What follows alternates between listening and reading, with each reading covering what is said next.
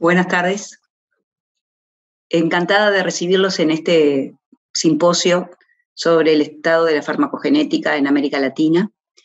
Antes de empezar, agradecer especialmente a los organizadores del Congreso y especialmente al grupo de expositores magníficos con los cuales compartimos muchos años y conocimiento y que seguramente van a dar claramente una idea de la situación de la farmacogenética en América Latina. Para no hablar más, quiero pasar a darle la palabra a la doctora Redal.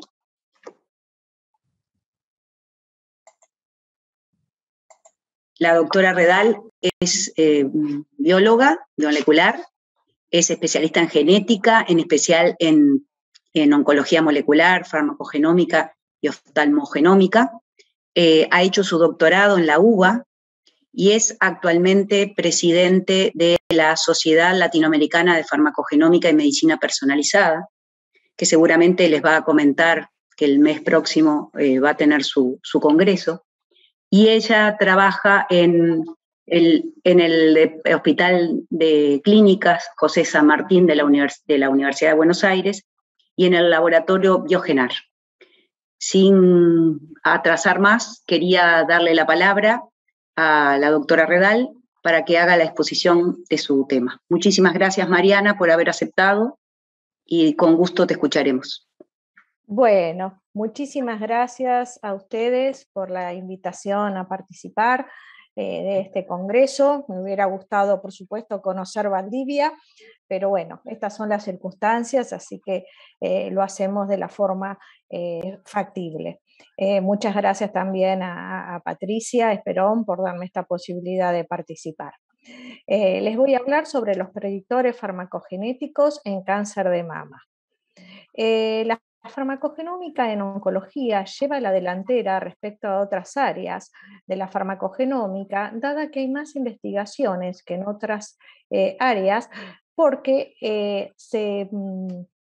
hay más dinero que aportan las empresas farmacéuticas.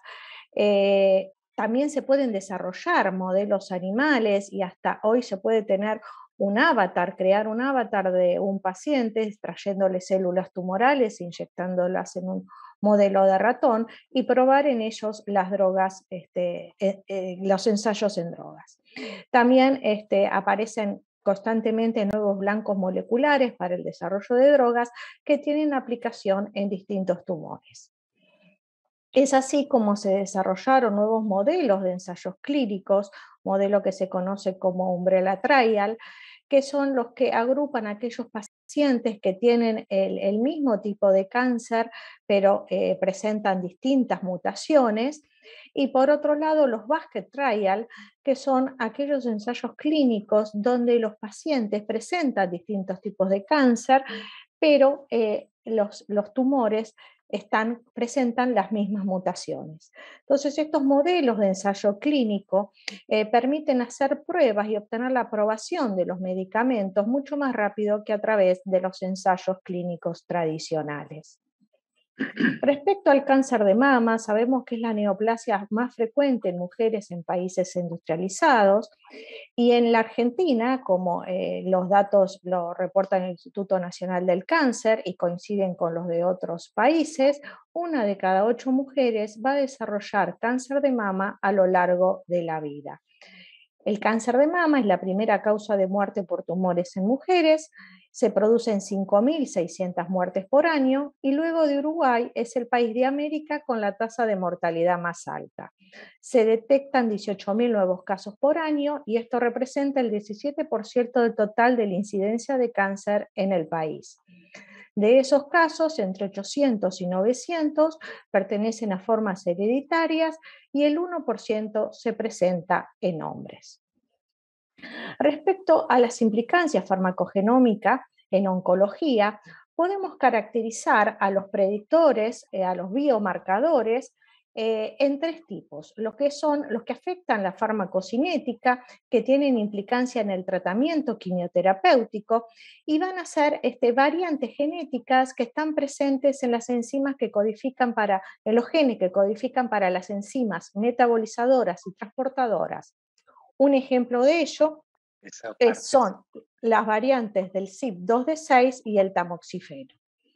Otro biomarcador importante tiene que ver con la activación de las células efectoras, la inmunoterapia, es la implicancia en el tratamiento, y las proteínas que están involucradas son las que tienen que ver con la activación inmunogénica, y las variantes son las que están presentes en el receptor FC de la gamma globulina para el tratamiento con trastuzumab.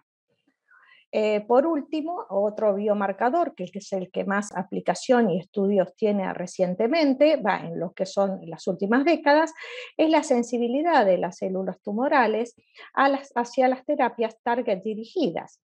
Entonces, acá tenemos que estudiar cuáles son las variantes o mutaciones que están presentes en los receptores o en aquellos genes que están involucrados en la señalización intracelular.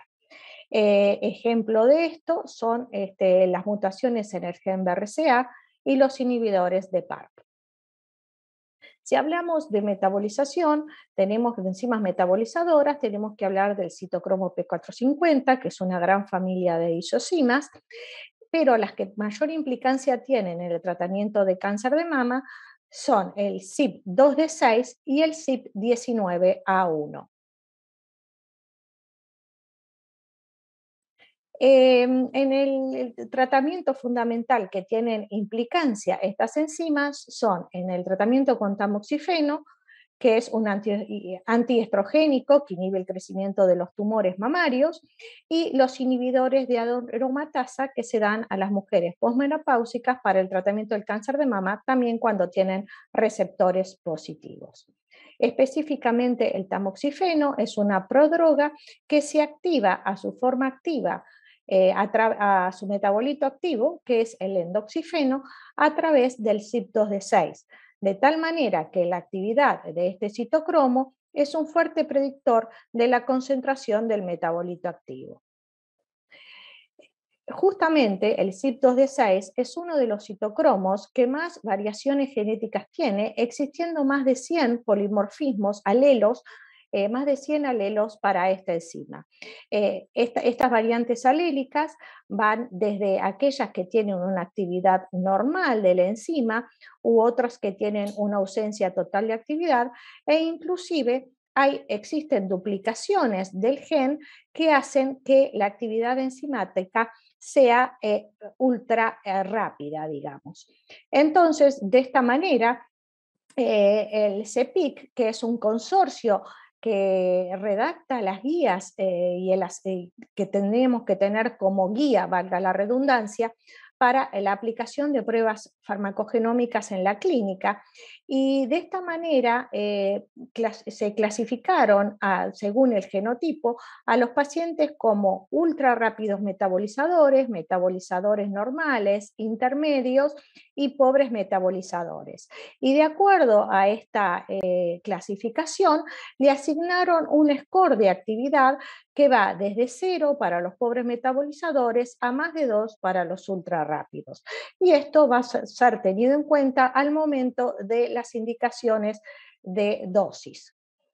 Los estudios clínicos respecto a la utilidad clínica del tamoxifeno han sido con grandes cantidades de pacientes a nivel mundial, y los resultados eran discordantes. Fueron publicados en el año 2019 que no existe consenso sobre los resultados del genotipo 2D6 y la efectividad del tratamiento. Pero posteriormente, si bien hay que tener en cuenta que el tamoxifeno se puede activar mediante otras vías, el CYP2D6 es la fundamental, y tanto la FDA como el CIPIC hasta el 2018 no se había enunciado al respecto.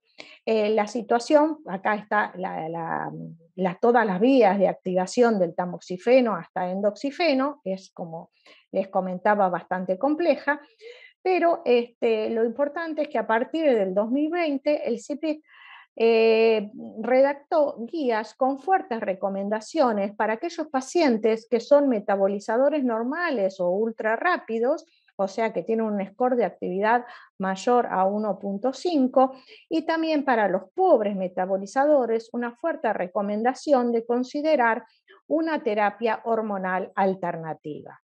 En base a ello, la FDA también incorporó en el prospecto del tamoxifeno las recomendaciones de que es importante tener en cuenta los polimorfismos del 2D6 sobre la eficacia de esta droga.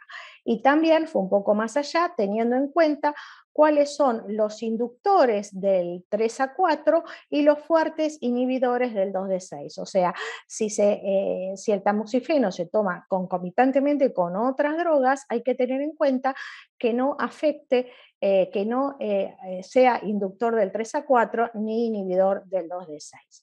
Porque ya se sabe que muchas pacientes que son tratadas con antidepresivos de tipo inhibidores de la recaptación de serotonina, son inhibidores del 2D6. Por lo tanto, no se puede activar el tamoxifeno y ya hay publicaciones de 10 años donde muestran cómo aumenta la recidiva de la enfermedad e incluso la muerte en pacientes que son tratadas con inhibidores de la recaptación de serotonina y tamoxifeno.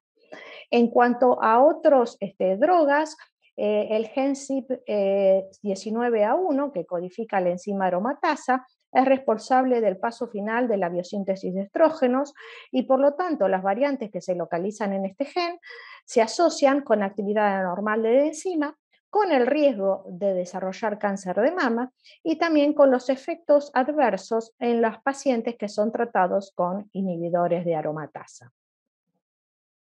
Por lo tanto, los estudios farmacogenómicos, si bien todavía no se han dictado las guías, los polimorfismos del CYP19A1 proporcionan evidencia creciente que pueden modificar los resultados del tratamiento y los riesgos de efectos adversos. En cuanto a la farmacogenómica y toxicidad de taxanos, el paclitaxel y el docetaxel son los fármacos quimioterapéuticos ampliamente usados con alta eficacia y se conocen que los polimorfismos del CYP1B1 y la de la enzima transportadora ABCB1 se correlacionan con la supervivencia de los pacientes en cáncer. Si pasamos ahora entonces a la activación de las células efectoras, en el tratamiento con trastuzumab, este es un anticuerpo monoclonal que es reconocido por la célula del sistema inmune, pero puede haber variantes en el receptor de la fracción FC que hacen que no sea eficiente este reconocimiento y por lo tanto los pacientes que presentan esta mutación, esta variante que es la normal, tanto en homocigosis como en heterocigosis, son pobres respondedores al tratamiento, mientras que los que son en esta posición tienen valina, en homocigosis la respuesta al tratamiento es mucho más eficiente. Acá está la curva de Kaplan-Meier donde se pueden ver las diferencias de respuesta. Por último, pasamos al biomarcador, que es más importante en estos momentos para estudiar en respuesta a fármacos en oncología, especialmente en cáncer de mama, que es la sensibilidad de la célula tumoral en las terapias target dirigidas. En los últimos años, de hecho en lo que va de este siglo, casi el 100% de las drogas que se desarrollaron para oncología son hacia blancos terapéuticos, hacia blancos moleculares. Son terapias target dirigidas estrictamente. Un ejemplo de esto es el bevacizumab, que es un agente antiangiogénico muy probado clínicamente y es un anticuerpo monoclonal que está dirigido hacia el factor de crecimiento del endotelio vascular.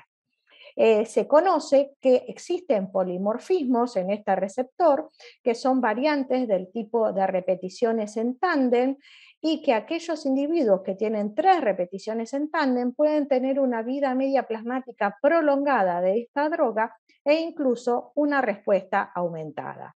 También existen otros predictores de respuesta a este fármaco, que son polimorfismos que se encuentran en otros genes, como es el EGFR, el ICAN1 y la proteína quinasa 1.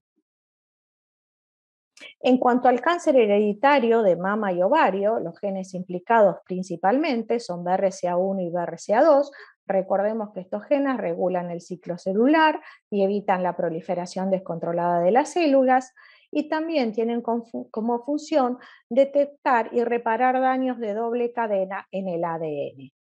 Se ha desarrollado un anticuerpo monoclonal también, que es un inhibidor de PARP, que se conoce comercialmente como olaparib, es el más usado, y PARP es una enzima, una polimerasa adenosín-fosfato ribosa, que normalmente está involucrada en la reparación de ADN, pero las células que tienen mutaciones en BRCA pueden obstruir este proceso, y de tal manera que bloqueando la enzima PARP en aquellos pacientes con mutaciones en BRCA, se dificulta la reparación y lleva a la muerte celular.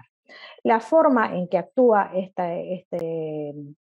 esta enzima es que cuando se detecta un daño de simple cadena, viene la enzima PARP y envía señales para reclutar otras proteínas para reparar este daño.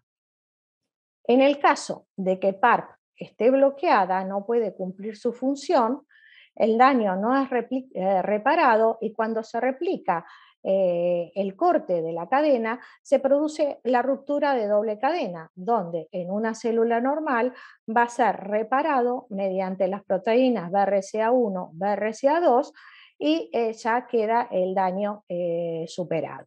En cambio, si la célula tiene mutado las proteínas BRCA, la doble ruptura de la cadena de ADN es reparado mediante la proteína quinasa y el factor Q, que lo reparan de una forma deficiente, produciendo inestabilidad cromosómica y por lo tanto llevan a la apoptosis celular.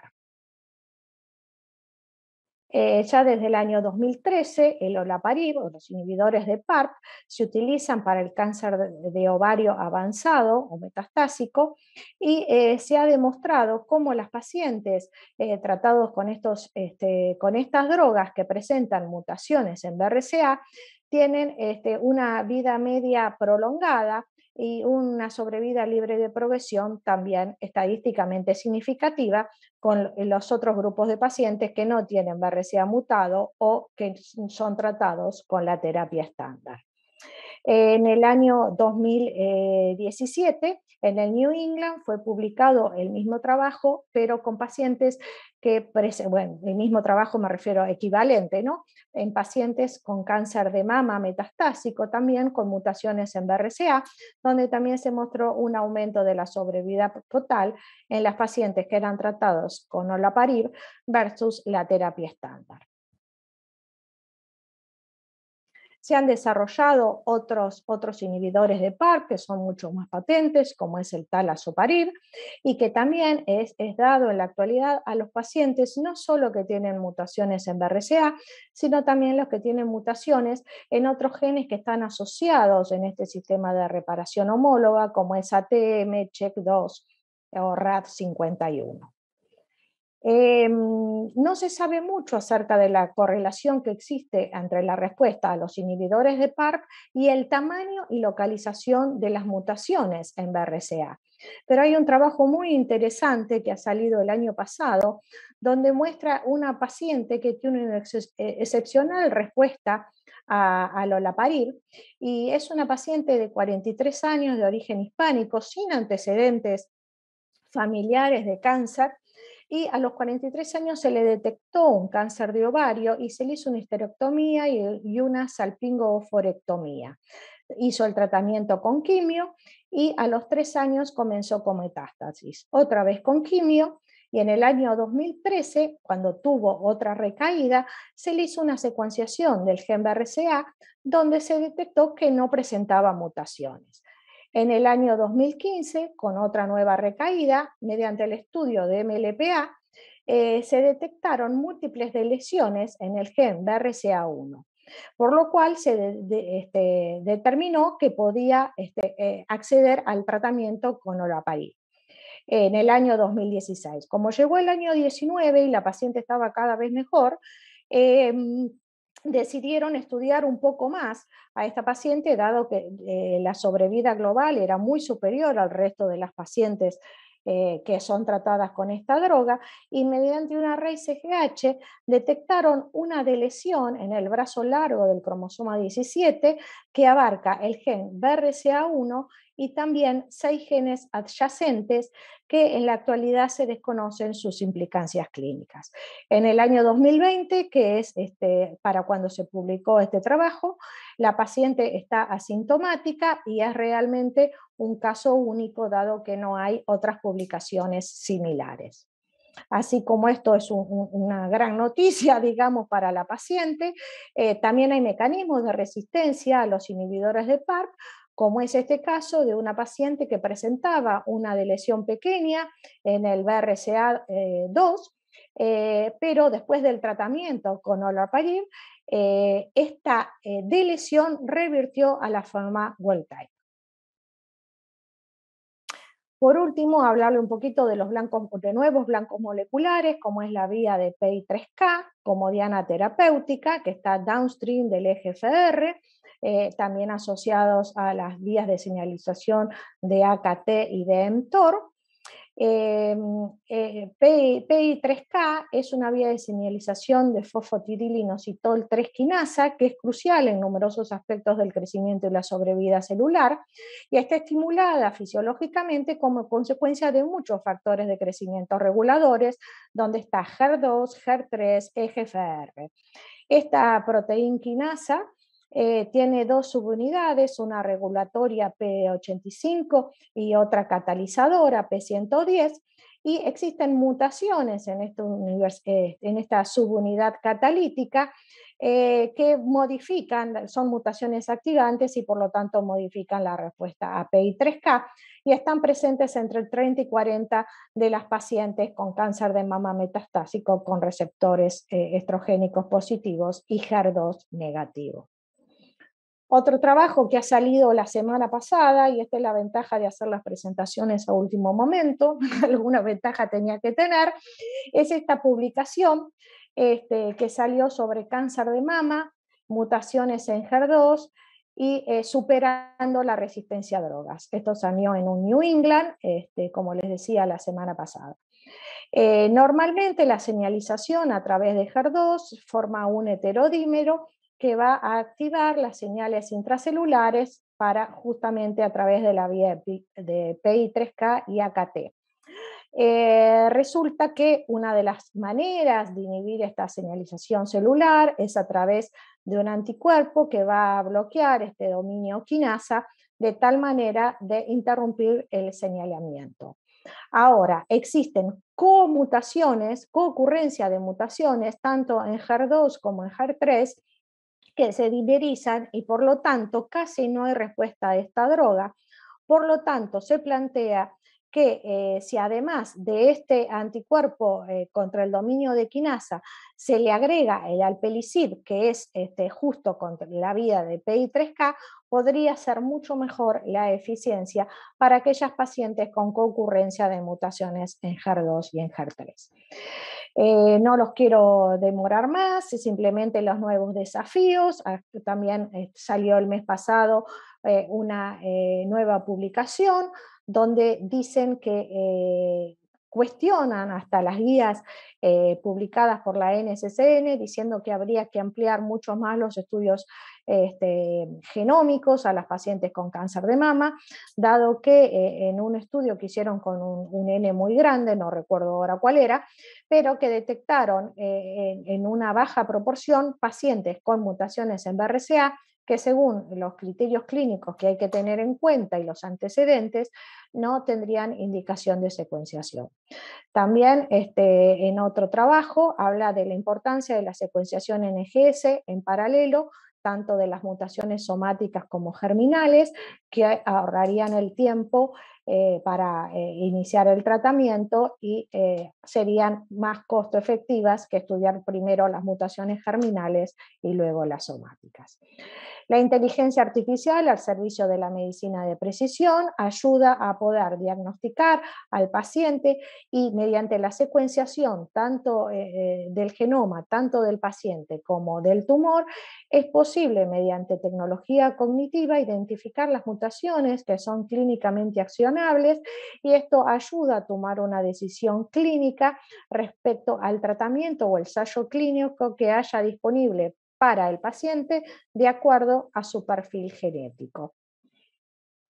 Por último, no tengo la obligación, con mucho placer, de invitarlos al Congreso Latinoamericano de Farmacogenómica y Medicina Personalizada, que será realizado el mes que viene, del 8 al 10 de noviembre, en forma presencial en Buenos Aires, Argentina. Acá tienen los datos de contacto. Muchas gracias.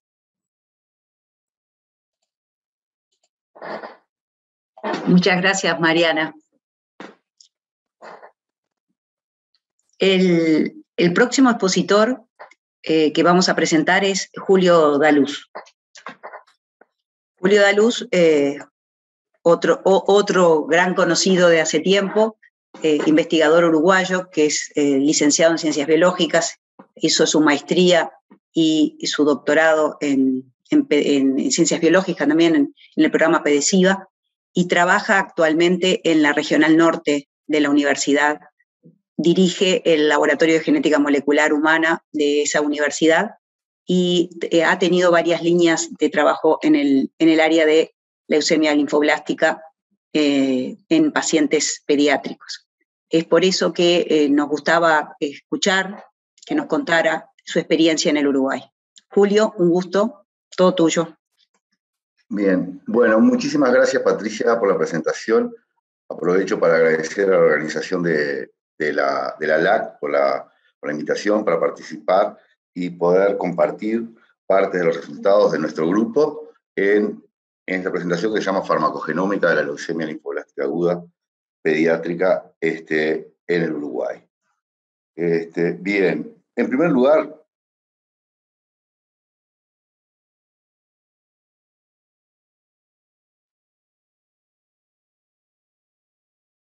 perdón que no está pasando la... Ah, sí, bien, ahora sí.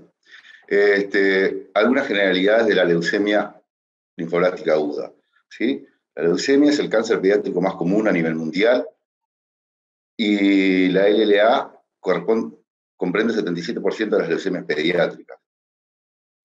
Acá simplemente una tablita para ver que en el rango de edades entre 0 y 14 años, las leucemias son los cánceres más frecuentes y la tasa de sobrevida de la LLA ha ido aumentando desde mediados del siglo XX hasta ahora, 10% en el 60, 60% en el 1970. Hasta el 2020 el porcentaje de sobrevida era del 85% a nivel en los países desarrollados. En Uruguay llegamos un poco más del 77%. Y el tratamiento implica la poliquimioterapia de aproximadamente 2 años de duración y distintos esquemas terapéuticos. Este es el esquema de tratamiento de la LLA. En Uruguay se usa el protocolo BFM, la versión 2009 actualmente. Es un protocolo que está dividido en 5 fases: inducción, intensificación, consolidación, reintensificación y mantenimiento, donde están involucrados 11 fármacos distintos que se administran de diferentes formas. Nosotros acabamos de presentar el trabajo básicamente que hemos hecho estudiando la farmacogenética en las fases de mantenimiento y consolidación. ¿Por qué? Porque en realidad es donde se usan 2 fármacos solamente, 6-mercaptopurina y metotrexato. El mantenimiento, el fármaco más importante es la 6-mercaptopurina, mientras que en consolidación es el metotrexato. Y así evitar las posibles interacciones con otros medicamentos que vamos a ver que pueden pasar en inducción o en reintensificación. Además, los pacientes son clasificados de acuerdo a un riesgo que tiene que ver con algunas características genéticas, clínicas, la edad, el riesgo estándar, intermedio y riesgo alto. Es destacar que los pacientes nunca bajan de riesgo, pueden aumentar de riesgo. Bueno, esta es una diapositiva que la uso mucho, digamos, que es para ver una idea de la variación en la respuesta de los fármacos, ¿no? Que no todos respondemos igual, algunos pueden ser tóxicos, otros y beneficiosos, otros tóxicos y no beneficiosos, sí, distintos mecanismos. Y en el caso de la leucemia linfoblástica aguda, esto es muy importante, porque, como dijimos, son muchos fármacos que reciben los niños, los pacientes, y eso genera muchos eventos adversos y efectos tóxicos. Hay que tener en cuenta que el porcentaje de cura de la leucemia linfoblástica aguda es alto, relativamente alto, comparado con otros cánceres. Por lo tanto, debemos en este momento intentar ir a optimizar esa terapia y ese tratamiento para evitar esos eventos de toxicidad o eventos adversos.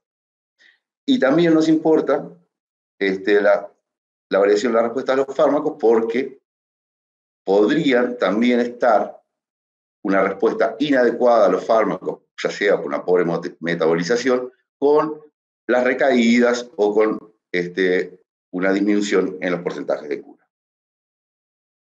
Bueno, entonces el objetivo de nuestro trabajo con la leucemia linfoblástica aguda es básicamente identificar las causas genéticas de las toxicidades relacionadas a los fármacos administrados durante este tratamiento. Esta es nuestra estrategia de trabajo. Tenemos el material genético de los pacientes, obtenidos previo consentimiento informado de sus padres o tutores. A partir de ese material genético, analizamos variantes genéticas relacionadas con el metabolismo. En este caso, lo que vamos a ver es de la 6-mercaptopurina y el metotrexato, ¿sí? Y también analizamos marcadores informativos de ancestralidad para ver los distintos porcentajes de ancestralidad europea, nativoamericana y africana de nuestra población, teniendo en cuenta que las poblaciones latinoamericanas somos poblaciones mezcladas, en general tríhíbridas, y hay abundante bibliografía que dice que la respuesta al tratamiento, la incidencia incluso y los riesgos son diferentes entre los distintos grupos poblacionales. Por lo tanto, es relevante para nuestras poblaciones analizar la ancestralidad. Y eso, juntamos estos datos con los datos de las historias clínicas, ¿sí? Para estudiar los posibles efectos adversos. O sea, son estudios básicamente retrospectivos. En el caso de la 6-mercaptopurina y de la toxicidad hematológica, lo que analizamos fue la toxicidad hematológica, mirándola con dos miradas distintas. Uno, viendo la cantidad de dosis de 6-mercaptopurina que reciben los pacientes, y la toxicidad hematológica como el número de leucopenias, ¿sí? O de neutropenias. También vimos el porcentaje de semanas de reducción y suspensión debido a eventos de toxicidad, por eventos de toxicidad durante el tratamiento. Bueno, volviendo a la ancestralidad, como les comentaba, las poblaciones hispanas tienen una mayor incidencia de LLA, seguida de las poblaciones europeas y por último de poblaciones de origen africano y asiático. Sin embargo, la respuesta al tratamiento es a la inversa. Poblaciones hispanas, asiáticas, africanas y nativas americanas responden menos eficazmente en comparación con las poblaciones europeas. Esto puede ser debido a factores genéticos, sociales, ambientales, todavía eso no está claro. Y bueno, y la población uruguaya está formada por el aporte desigual de poblaciones de origen europeo, nativo, americano y africano. Y este mestizaje también puede impactar en la frecuencia de los genes que están involucrados en el metabolismo de fármacos. Por ejemplo, estos genes que están involucrados en el metabolismo de la 6-mercaptopurina, TPMT, NUT15 e ITPA, presentan frecuencias diferentes en las distintas poblaciones ancestrales, europeas, africanas y nativoamericanas. Bueno, ¿y cuál es la ancestralidad en los pacientes con leucemia linfoblástica aguda del Uruguay? En nuestros pacientes tenemos un 70% aproximadamente de los pacientes que tienen ancestralidad europea, 10% africana y cerca de un 20% nativoamericana. Esto es a nivel global, pero cuando observamos la ancestralidad a nivel individual, lo que observamos es que en realidad esos promedios lo que muestran es que hay una gran heterogeneidad a nivel individual, ¿sí? Lo cual también tiene implicancias para extrapolar datos de la frecuencia de variantes farmacogenéticas de interés. Ven acá, esta gráfica lo que se muestra es cada barrita corresponde a un individuo, ¿sí? La región verde corresponde a la ancestría europea, la celeste nativoamericana y la roja africana. Ustedes ven que hay individuos que tienen prácticamente casi el 100% de ancestría europea, mientras que otros prácticamente tienen menos de un 20%. Hay una enorme variación. Bien, entonces, entrando de lleno en la 6-mercaptopurina, que es un fármaco que se usa en la fase de mantenimiento, fundamentalmente, y en la de consolidación, pero más importancia en la fase de mantenimiento. La 6-mercaptopurina es un profármaco que es análogo de la purina hiposantina y actúa como un falso sustrato en la síntesis de ARN y ADN, lo que va a llevar que cuando se incorpore dentro del ADN o del ARN lleve a la apoptosis celular. Los metabolitos activos son los nucleótidos de tioguanina. Esta mercaptopurina debe ser metabolizada dentro de la célula. Y aquí nos importan algunos genes que son muy importantes, señalado acá, que es el TPMT, ¿sí? Que está involucrado en la depuración de la 6-mercaptopurina por medio de metilación de la 6-mercaptopurina y sus derivados, y el gen NUT15 codifica una enzima que desfosforila los nucleótidos de tioguanina, ¿sí?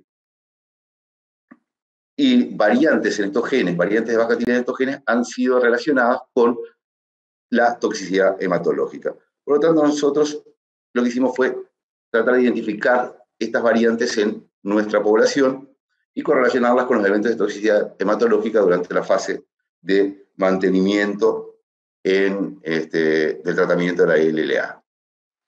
¿Sí? Estos otros dos genes, ABCC4, que es un transportador que elimina la 6-mercaptopurina, e ITPA, que es una fosfatasa, perdón, forma ITP, también se han encontrado asociados, sin embargo, son asociaciones contradictorias y discordantes entre distintas poblaciones. ¿Y qué va a pasar? Nosotros nos centramos en TPMT y NUT15, y lo que observamos es que TPMT y NUT15, variantes de TPMT y de NUT15 deficientes, corresponden aproximadamente a más de un 20% de los pacientes tienen variantes de baja actividad. Y estas variantes de baja actividad están asociadas a mayor toxicidad hematológica. Lo interesante de esto es que las variantes de TPMT son frecuentes en poblaciones europeas, mientras que las variantes de NUT15 son frecuentes en poblaciones asiáticas y nativoamericanas. Por lo tanto, en Uruguay, y posiblemente, y también en todas las poblaciones latinoamericanas, tenemos a una frecuencia relativamente elevada variantes de baja actividad de TPMT y NUT15, que no se observan en poblaciones europeas, donde tenés solamente variantes de TPMT, y solamente o mayoritariamente, y en poblaciones asiáticas, donde las variantes deficientes son principalmente de NUT15. O sea, hay más de un 20% de pacientes en riesgo de toxicidad hematológica. Entonces lo que hicimos fue, con estas variantes, identificamos estas variantes y clasificamos a los pacientes en pacientes que no tienen mutaciones en uno de estos dos genes, que tienen una o que tienen dos de estas mutaciones. Y las correlacionamos con la dosis acumulativa recibida de la 6-mercaptopurina.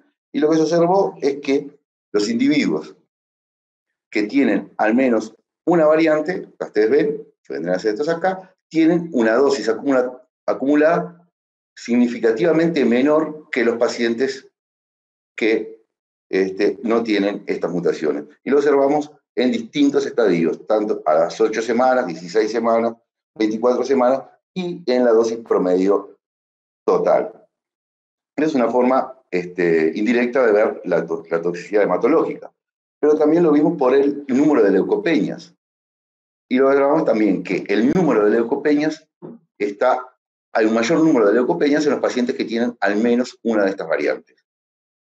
y además de tener más leucopenias, también hay el riesgo de presentar o no presentar leucopenias es mayor en los individuos que presentan estos alelos de riesgo. Y bueno, acá simplemente es un ejemplo, porque a partir de que empezamos a hacer esto, algunos pacientes recibieron el informe genético y pudieron modificar la terapia. Acá hay un paciente que es heterocigota por una mutación en el gen NUT15. En esta gráfica lo que mostramos, vendría a ser en la línea azul, es la dosis de 6-MP, acá vendría a ser el 100%, los triangulitos verdes son el número de glóbulos blancos, y lo que vemos es cuando la dosis está elevada al 100%, generas una disminución abrupta de los glóbulos blancos, generando toxicidades hematológicas. Esto vendría a ser, está en rosado, toxicidad hematológica nivel 3, ¿sí?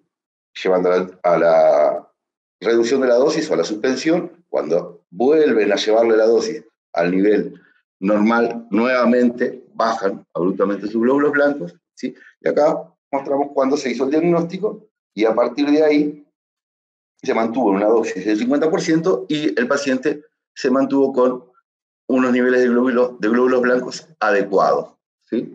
Para el tratamiento, ¿no? Estos tendría que ser una toxicidad grado 2, que es lo esperable cuando están recibiendo estas drogas. Bien, sin embargo, estos dos genes explican solo un porcentaje de la toxicidad hematológica que se observan en los pacientes en la fase de mantenimiento. Entonces, lo que analizamos fue la ancestralidad, y lo que vimos es que la ancestralidad amerindia, nativa americana, está correlacionada significativamente con el número de leucopenias que tienen los pacientes, ¿sí? A mayor ancestría nativoamericana, menor cantidad de leucopenias. Esto es lo mismo, pero visto de otra manera. Clasificamos a los pacientes en tener una ancestría nativoamericana mayor a 20% o menor a 20%. Y los que tenían ancestría nativoamericana menor a 20% tenían un número de leucopenias mayor que los que tenían la mayor a 20%. Viendo otros factores que explican la toxicidad hematológica, nos pusimos a estudiar una región BNTR que se encuentra en el promotor del gen TPMT, que ya habíamos dicho que está involucrado en la depuración de la 6-mercaptopurina. Es un BNTR que está formado por 3 repetidos y que hay distintas combinaciones de estos repetidos. Para dar un ejemplo, A2BC, A2B2C, distintas combinaciones de los motivos A y B. Que había varios trabajos medio discordantes relacionados con su rol en la toxicidad hematológica. La mayoría de los trabajos eran con cultivos celulares. Lo que hicimos nosotros fue ver esos BNTRs en los pacientes y ver si habían aumento en el número de leucopenias y en la toxicidad hematológica. Y lo que observamos es que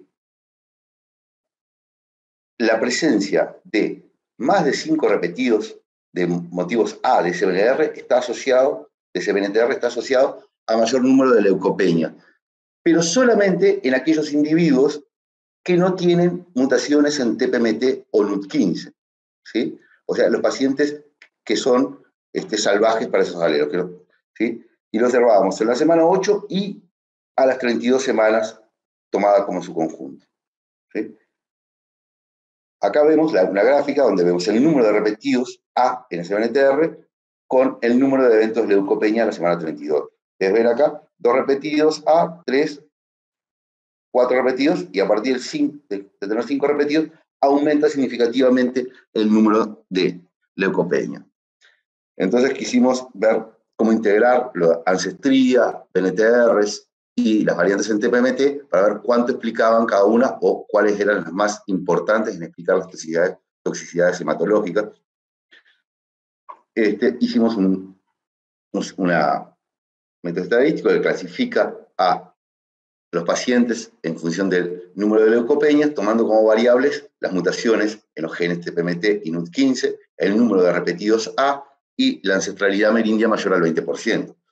Lo que observamos es que este modelo toma en cuenta solamente a las variantes en los genes TPMT y NUT15 y al número de repetidos A, y a la ancestralidad amerindia no la incorpora en este modelo o no la considera significativa para explicar el número de leucopenias durante la fase de mantenimiento. De todas maneras, creo que es un aspecto a seguir estudiando, el impacto de la ancestralidad en la toxicidad de los pacientes. Bueno, el otro fármaco que analizamos fue el metotrexato.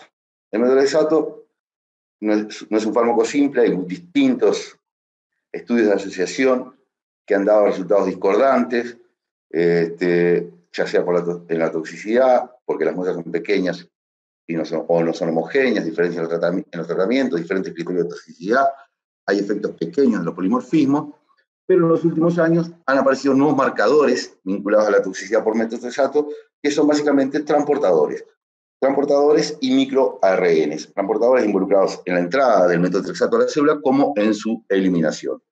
Acá simplemente para que vean la vía metabólica del metotrexato en las células renales, células hepáticas y las células blanco, ¿no? Hay varios genes involucrados en su entrada, en la entrada del metotrexato a las células, y después cómo el metotrexato está involucrado en la alteración del ciclo del folato por la inhibición de básicamente de la enzima THFR y de la TIMS, que es la timidato sintetasa.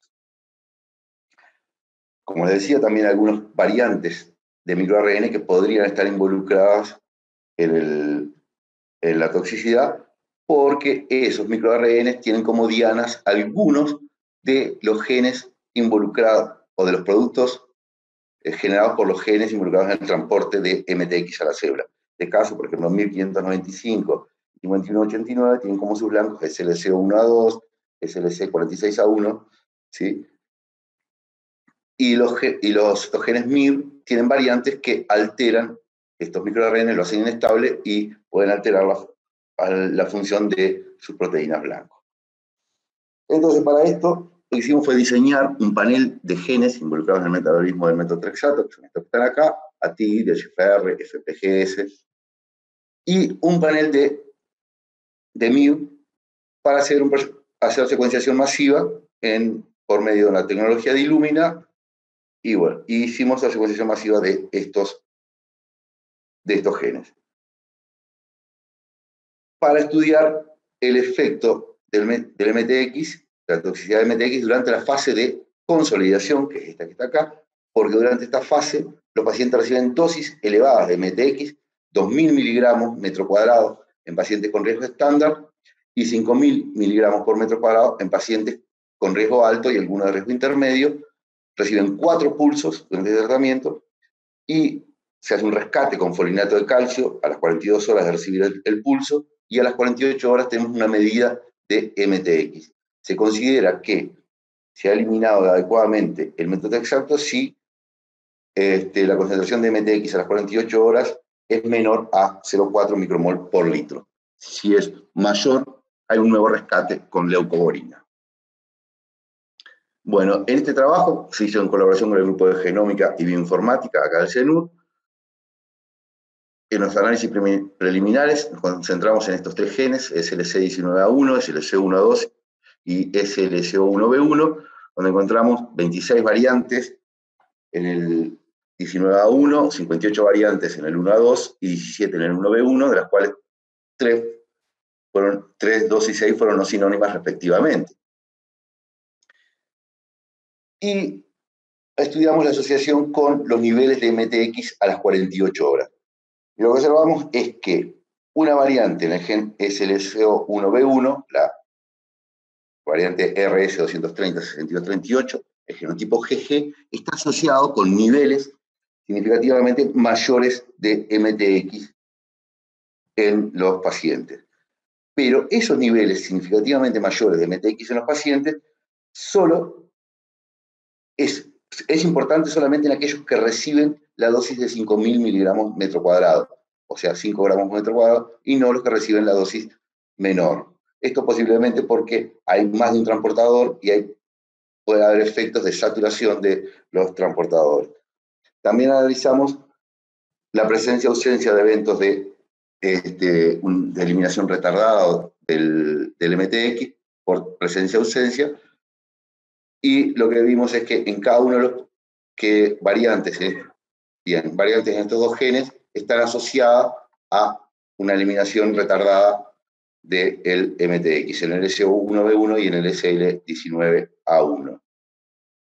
Y bueno, y el número total de eventos de eliminación lenta, y cuando vemos el número total de eventos, ¿sí?, sumados todos, está asociado básicamente al gen SLC19A1. Y los polimorfismos 110-45-819 y el 90-57 de SLO1B1 están asociados a la toxicidad, en especial a la mucositis, mientras que no se observaron asociaciones con otros eventos adversos. Bueno, y para finalizar, analizamos también los haplotipos y no encontramos ninguna asociación con los haplotipos de SLO1B1. Bien, ¿qué perspectivas nos quedan para este trabajo? Analizar otros genes vinculados al metabolismo del metotrexato, comenzar a estudiar el impacto de las variantes farmacogenéticas en las recaídas, las toxicidades y la respuesta del tratamiento durante la fase de inducción, con trabajo de maestría en marcha, y el rol de factores epigenéticos en la respuesta al tratamiento. O sea que hay mucho trabajo, nos gustaría también colaborar con colegas de la región, y así aumentar el tamaño de la muestra y validar los resultados. Y por último, este es el grupo que estamos trabajando, la licenciada Gabriela Burgueño, que está haciendo su maestría, y la licenciada Soler, próximamente doctora. Muchas gracias a todos por su atención y a la organización.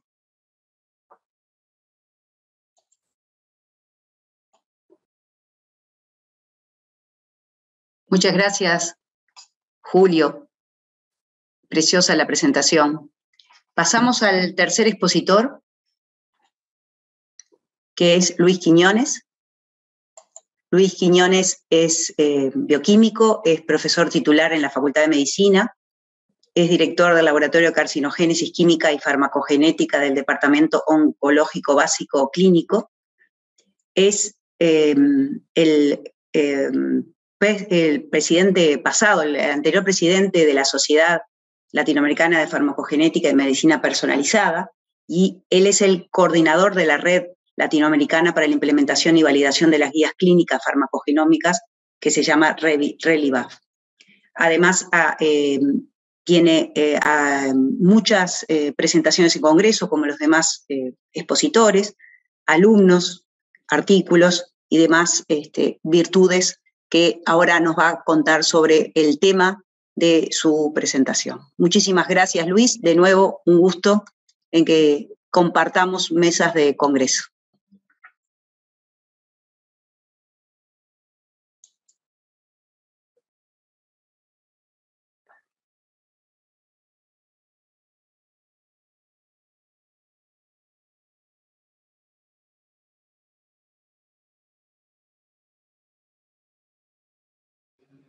¿Ahí sí? Ya.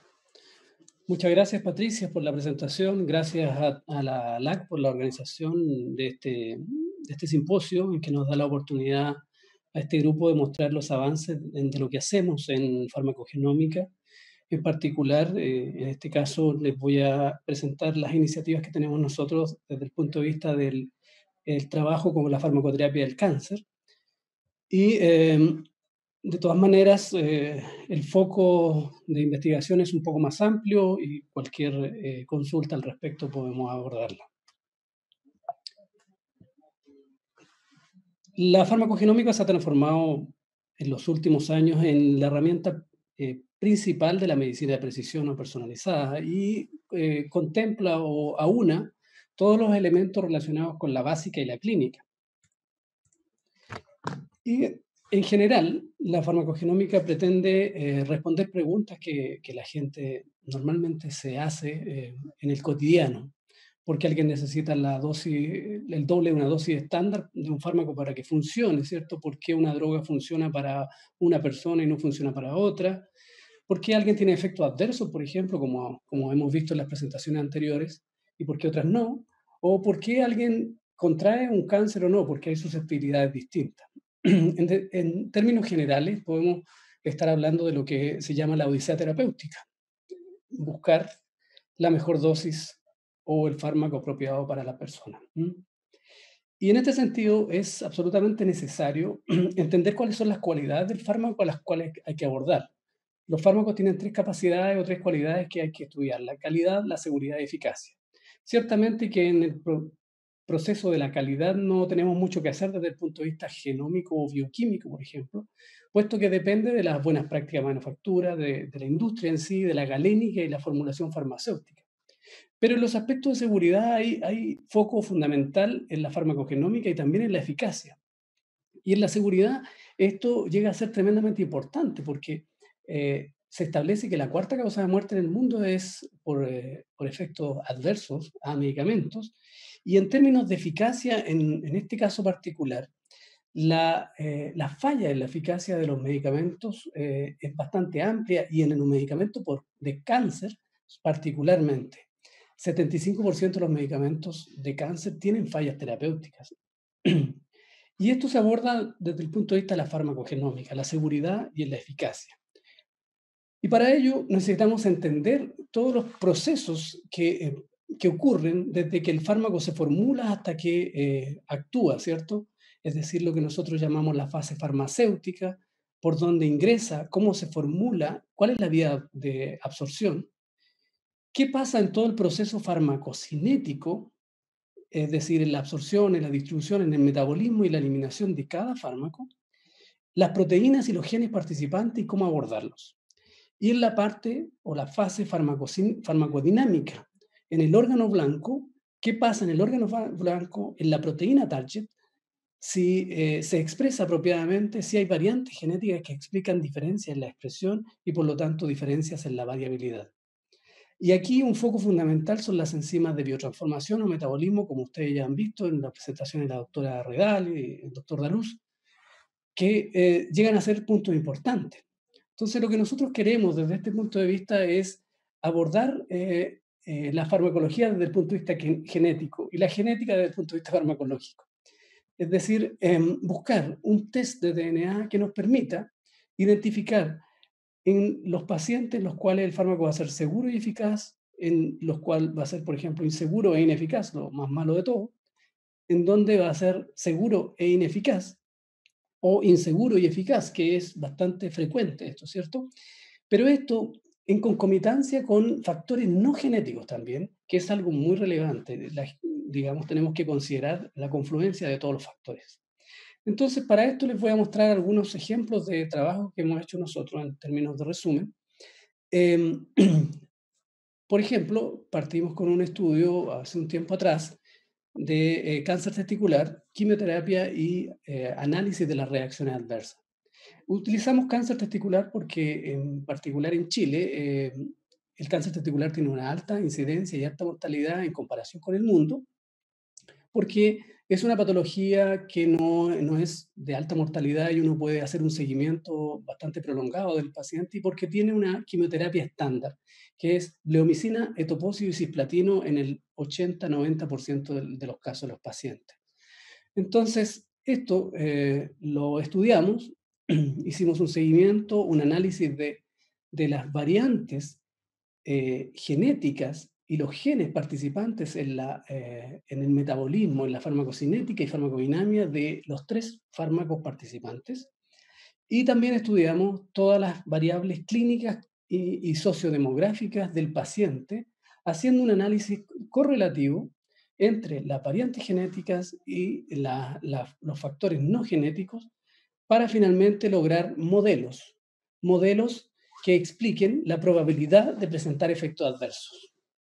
Estudiamos todos los efectos adversos, pero llegamos finalmente a 5 ecuaciones predictoras de probabilidad de efectos adversos.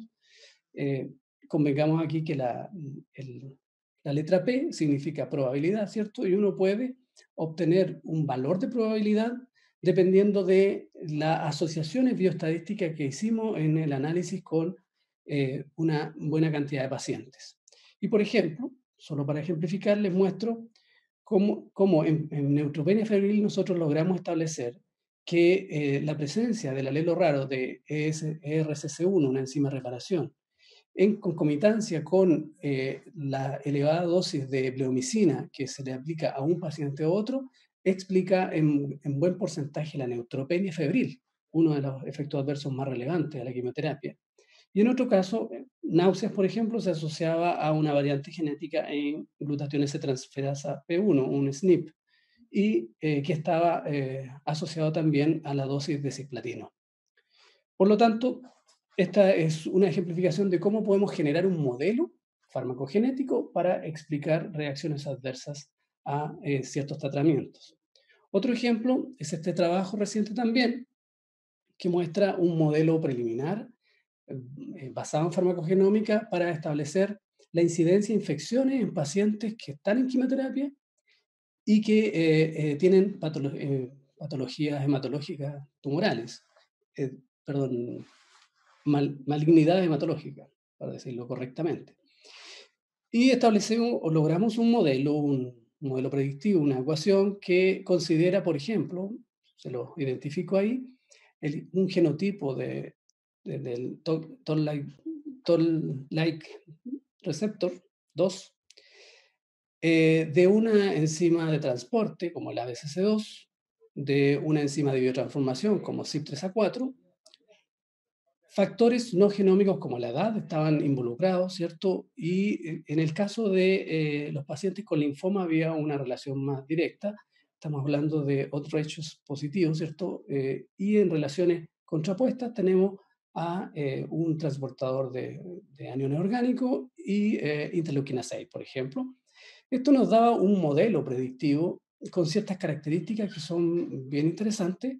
Una área bajo la curva, de una curva ROC, que establece un 0,93, que es un bastante buen predictor, y un cutoff para la definición de infección o no infección, dependiendo de los genotipos, con una especificidad y sensibilidad del 85% aproximadamente. Por lo tanto, estamos proponiendo modelos preliminares que todavía necesitan validación clínica para predecir, en este caso, infección en pacientes con quimioterapia. Otro caso muy reciente es este estudio en que lo que hicimos fue analizar una serie de SNPs que estaban relacionados con la quimioterapia, en este caso en cáncer gástrico, con fluoropiridinas. Este es un trabajo bastante extenso que finalmente establece un modelo predictor basado en nomograma, en que en este uno puede establecer grupos de alto riesgo de toxicidad versus bajo riesgo de toxicidad basado en ciertos SNPs que llegaron a ser finalmente los estadísticamente asociados, como son en la enzima de reparación ERCC2, en la enzima del metabolismo de fluoropirimidina DPID y en el transportador ABCC2. Esto en confluencia con algunos factores no genéticos como la edad, el sexo y que la quimioterapia haya sido perioperativa. Sin embargo, el patrón de respuesta de las personas a la quimioterapia no solo se basa en la biología del hospedero, ¿cierto? Es necesario abordar la biología del tumor, como ya lo vimos en la presentación de la doctora Redal. Y por tanto, tomando esta misma estrategia, nosotros postulamos y nos adjudicamos un proyecto para evaluar en cáncer colorectal las características del hospedero en cuanto a la quimioterapia, esencialmente basada en fluoruracilo, por ejemplo, Folfox o Folfiri, etc. Y también algunas características del tumor somático que nosotros, con estudios previos, logramos establecer cuáles son las vías más relevantes para finalmente, en una relación genoma-hospedero, genoma-tumor, podamos establecer una respuesta terapéutica apropiada. Este es un proyecto que está recién iniciando y por lo tanto los resultados que tenemos son solo preliminares, Algunas cosas que puedo mostrar, por ejemplo, es cómo genotipos como GSTP1, por ejemplo, un RS, el 1695, están asociados con sobrevida en estos pacientes. Parte de un estudio retrospectivo que hicimos. Muestra que, por ejemplo, el genotipo AA es el genotipo que tiene menos meses de sobrevida, y aquí ustedes pueden ver estos resultados preliminares. Al mismo tiempo, hemos ido abordando de diferentes puntos de vista y en colaboraciones internacionales la farmacoterapia del cáncer colorectal, tratando de estudiar todas las vías y todos los tratamientos, de modo de encontrar diferentes biomarcadores. Este es un estudio que hicimos con el doctor Andrés López en Ecuador, en que analizamos todas las vías y todos los sistemas de variabilidad farmacocinética y farmacodinámica de fármacos que pueden ser de terapia dirigida o fármacos de uso tradicional, o, por ejemplo, el 5-fluoracilo, que es el caso que estamos estudiando nosotros en el proyecto Fondesit, para lograr establecer con herramientas bioinformáticas cuáles son las variantes genéticas de todo tipo, SNP, indels, BNTRs, etcétera, que pueden estar relacionados con la variabilidad a la respuesta farmacoterapéutica en cáncer colorectal, y los estudios que se han hecho en Latinoamérica. Y aquí ustedes pueden ver este patrón. El paper es mucho más descriptivo, pero esto es a modo de resumen. No solo las variaciones genéticas relacionadas con respuesta terapéutica en línea germinal ha sido estudiada. Nosotros también hemos investigado muchos genes de predisposición a cáncer, y los recientes que hemos investigado son, por ejemplo, variables asociadas o variantes asociadas a cáncer de laringe, en colaboración con el doctor Patricio González, también en cáncer gástrico, y en una reciente colaboración también con Ecuador, cáncer de mama y de próstata. Entonces estamos abordando factores que pueden ser predictores de respuesta a efectos adversos y factores también de susceptibilidad. Como lo dijo la doctora Redal, la FDA ha abordado estos temas y plantea una serie de variables o variantes como biomarcadores farmacogenéticos para el cáncer. Y les muestro o recuerdo algunos. La FDA ha propuesto el uso de DPID, de variantes genéticas de DPID, en la farmacoterapia con 5-fluoracilo como un marcador farmacogenómica. Y también tiopurina metiltransferasa, como decía el doctor Daluz, ¿cierto?, para mercaptopurina. Pero también, fíjense ustedes, en el tratamiento del cáncer, algunos fármacos de uso psiquiátrico, como el diazepam, y tramadol, que se usa permanentemente en muchos tratamientos del cáncer. Por lo tanto, la FDA ha estado abordando este tema, ha aprobado algunos kits para este tipo, para el uso en cáncer y en otras patologías. Y desde el punto de vista clínico, existe el CEPIC, que lo mencionó la doctora Redal anteriormente también, que es un consorcio para la implementación clínica, que tiene hasta ahora 36 guías, y en la cual nosotros participamos como grupo de investigación, que, por ejemplo, publica cada cierto tiempo guías clínicas para la implementación de la farmacogenómica, y en este caso les muestro una de las guías, que es la guía para dihidropirimidinas, ¿cierto? Y la dosificación de fluoruracilo o fluoropyrimidina, ¿cierto? Dihidropirimidina deshidrogenasa, en este caso. Pero ¿cómo se debe o cómo se debería aplicar un protocolo farmacogenómico en un sistema de salud? Esto es algo más global, ¿cierto? Nosotros hemos conformado con algunos miembros de la Sociedad Chilena de Genética un grupo en la Subcomisión Oncogenómica en Salud, y hemos planteado una serie de variantes genéticas como marcadoras de cáncer, de respuesta carcinogénica y de variantes farmacogenómicas. Este es parte de una estructura, un algoritmo que hemos planteado y que probablemente sea bien acogido y sea publicado por el Ministerio de Salud prontamente, en que se establece que un protocolo debiera generar al menos estos elementos básicos, que es un médico tratante que está frente a un paciente, ¿cierto?, que hace su diagnóstico, su prescripción y su evaluación clínica. Con la prescripción hace un monitoreo clínico del paciente y espera la respuesta. La respuesta alterada o diferente se llama fenotipo raro. Habiendo un fenotipo raro, entonces es necesario analizar el genotipo. Por lo tanto, el médico tratante debe estar en perfecta armonía con una asesoría genética, ¿cierto?, que va a estar configurada o debiera estar configurada por un médico, por un farmacéutico clínico, ojalá, y por un biólogo molecular, al menos. Una vez establecido o definido los análisis genómicos que se deben hacer, ya sea así puntuales por sistemas tradicionales o secuenciación, se debe hacer este análisis de genotipado en un laboratorio de análisis molecular que esté implementado para tal efecto. Producto de los resultados de esto, vamos a tener la individualización de la dosis, ¿cierto?, y el seguimiento para analizar los objetivos terapéuticos. Es decir, este debería ser un programa en un tiempo extendido de unos 10 años para evaluar los resultados y si hay mejora con esta estrategia de medicina de precisión. ¿Cuál es el futuro de la farmacogenómica? Hemos hablado aquí, y yo estoy hablando de manera más general, que los polimorfismos genéticos, ya sea SNPs, indels, etc., establecen los criterios farmacogenéticos en general y en cáncer en particular para finalmente establecer un protocolo de medicina personalizada o de medicina de precisión.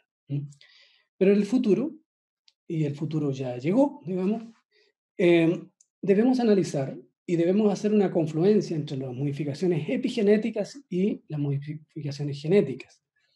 Metilaciones del DNA, modificación de histonas y regulaciones y microRNA que regulan, digamos, la expresión génica, como lo mostró el doctor Daluz.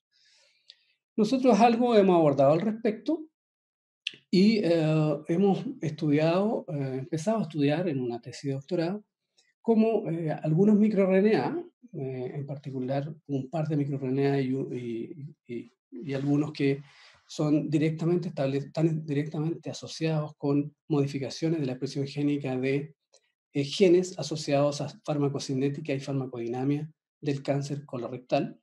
Ahí ustedes pueden ver DPID, TIMS, MTHFR y algunas enzimas de reparación. Y también asociado con genes relacionados con la transición epitelio-mesenquimal. Esto nos va a permitir tener herramientas fármaco-epigenómicas que se puedan acoplar a las herramientas farmacogenómicas y las variables clínicas, generando modelos más robustos y más potentes en la predicción de la respuesta terapéutica. Este es el futuro de la farmacogenómica y es hacia donde debemos ir en confluencia todos los investigadores que estamos relacionados al respecto.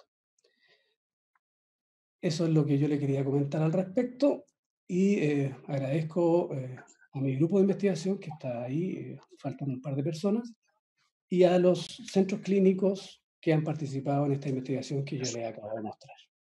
Muchas gracias. Excelente, Luis. Muchísimas gracias por la presentación. Le vamos a dar introducción al doctor Lares. El doctor Lares viene de México, es doctor en ciencias médicas, estudió en la Facultad de Medicina en la UNAM, es investigador con ICIT y ha trabajado en la Solfagen, es vicepresidente actual de la Solfagen, y nos ha hecho partícipe de muchas reuniones en diferentes ocasiones. Hemos compartido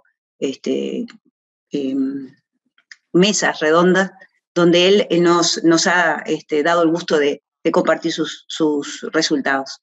Doctor Lares, le dejo todo el espacio para que usted pueda contarle al resto de la audiencia de de los resultados que comentaba yo. Gracias. Sí, al contrario, gracias, doctora Patricia.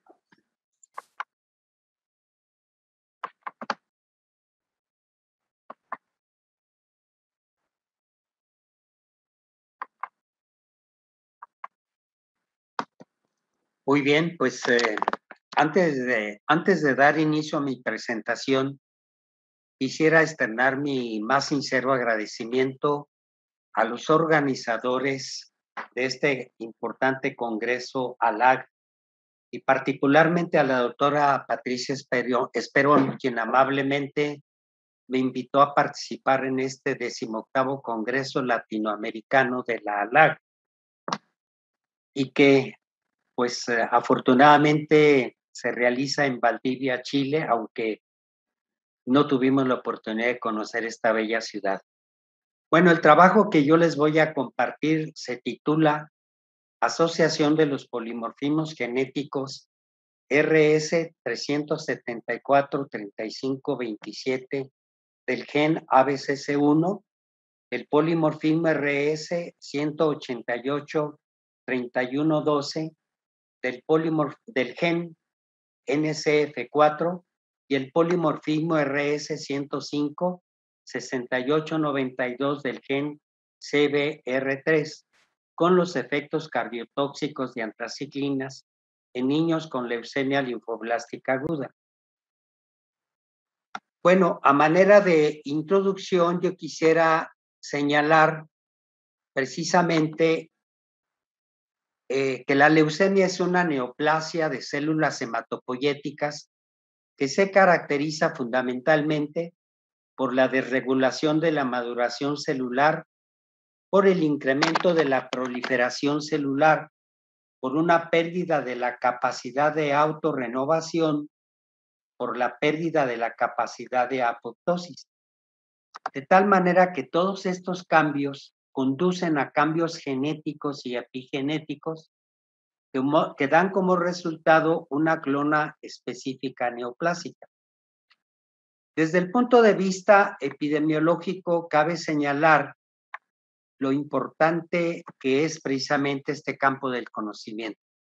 En primer lugar, quiero señalar que la leucemia va a estar presente precisamente de 3 a 6 pacientes por cada 100,000 habitantes por año en todo el mundo. Y que para el año 2019 se esperaba tan solo que en los Estados Unidos de Norteamérica alrededor de 62,000 nuevos casos de leucemia se iban a presentar o se presentaron y alrededor de 23,000 muertes a causa de la leucemia de todos tipos. De tal manera que la leucemia linfoblástica aguda ocupa el primer lugar en muertes por cáncer en menores de 18 años de edad y el 86% corresponde precisamente a leucemia linfoblástica aguda y el 56.8% son pacientes masculinos. De tal manera que podíamos enfatizar que las leucemias ocupan casi el 50% de todos los cánceres pediátricos. Algo que es fundamental señalar es el tratamiento contra la leucemia linfoblástica aguda, la cual en México se basa en el protocolo St. Jude Total 15, y que como pueden ver ustedes en esta diapositiva, tiene 4 fases de tratamiento. En primer lugar, la inducción a la remisión, que dura alrededor de 21 días. Luego pasamos a la etapa de consolidación, con una duración de 22 a 32 días, y una fase de mantenimiento, que dura aproximadamente 120 semanas, y finalmente 2 años de vigilancia del tratamiento.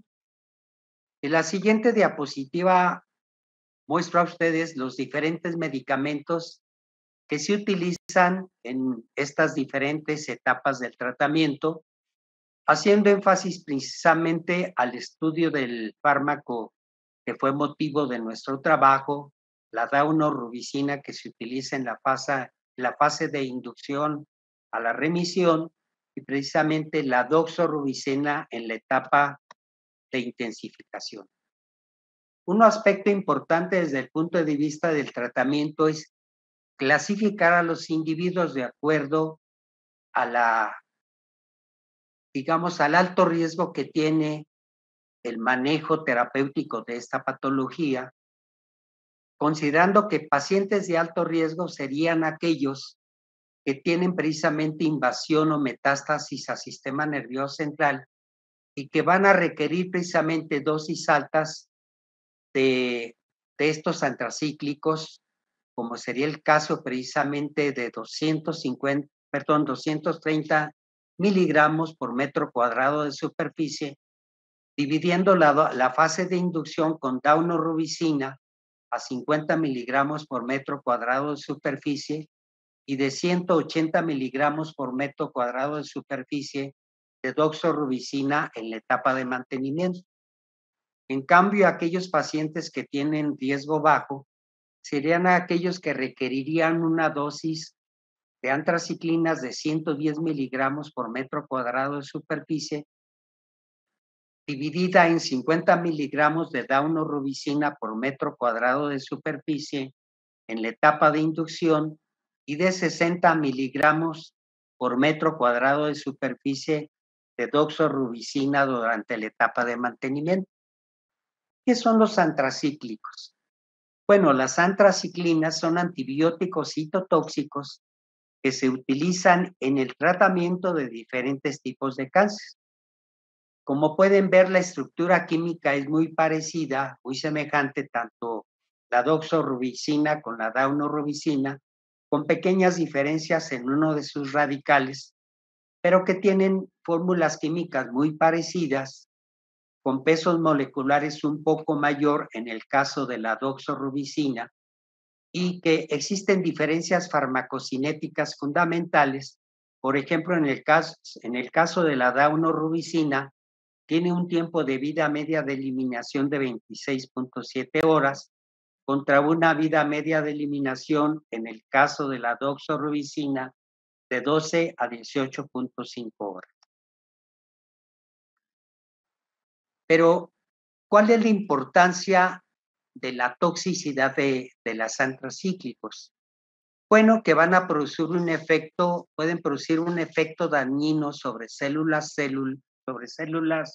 sanas y no contra células cancerosas durante su fase de división celular. De tal manera que podríamos señalar de qué manera ocurre la toxicidad o la cardiotoxicidad en este caso. Bueno, esta puede ser secundaria precisamente a una dosis acumulada, particularmente en aquellos individuos que son metabolizadores lentos de la doxorubicina. También va a depender de la velocidad de administración del medicamento, que habitualmente se administra por infusiones endovenosas. Desde el punto de vista biológico, la edad tiene un efecto importante, el sexo y el estado nutricional, y de manera fundamental lo que son algunos polimorfismos genéticos, que es el motivo precisamente de este trabajo. ¿De qué manera se da la cardiotoxicidad? Señalábamos que va a ser secundaria a una acumulación fundamentalmente de metabolitos cardiotóxicos, como es el caso principalmente del doxorubicinol, y que va a determinar un daño en el músculo cardíaco y finalmente una disfunción ventricular izquierda. De tal manera que va a haber diferentes tipos de cardiotoxicidad por la doxorubicina, como puede ser una toxicidad aguda y subaguda durante el tratamiento, o bien una toxicidad crónica hasta 12 meses después de terminar el tratamiento, o bien un efecto tardío después de un año de terminar el tratamiento. Pero, ¿cómo hacemos el diagnóstico de cardiotoxicidad por doxorubicina? Bueno, efectivamente se da a través de estudios ecocardiográficos y fundamentalmente se toma en cuenta dos parámetros de daño sobre el corazón, que es la fracción de eyección del ventrículo izquierdo y la relación de la onda E y la onda A, que nos habla precisamente de un volumen de llenado diastólico. Cuando existe una disminución de la fracción de eyección del ventrículo izquierdo entre un 5 al 10% del valor normal, que normalmente es mayor al 55% después de aplicar la doxorubicina, podemos hablar precisamente de un indicador de toxicidad. Pero también hay que tomar en cuenta los tiempos de relajación a través de la relación de la onda E y la onda A, ya que normalmente estos valores, para que sean normales, se consideran entre 1 y 2 antes de aplicar la doxorubicina. Y hablamos de deficiencia diastólica cuando los valores son menores a 1 o mayores de 2.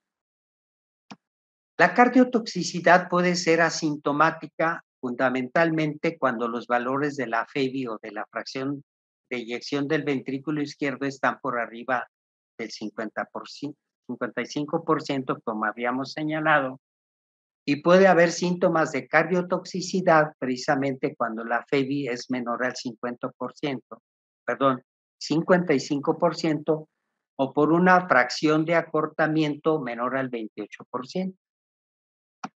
Un aspecto importante que cabe la pena señalar es precisamente las vías metabólicas de la doxorubicina. Como pueden ver en esta serie de diagrama de flujos, cabe señalar lo siguiente.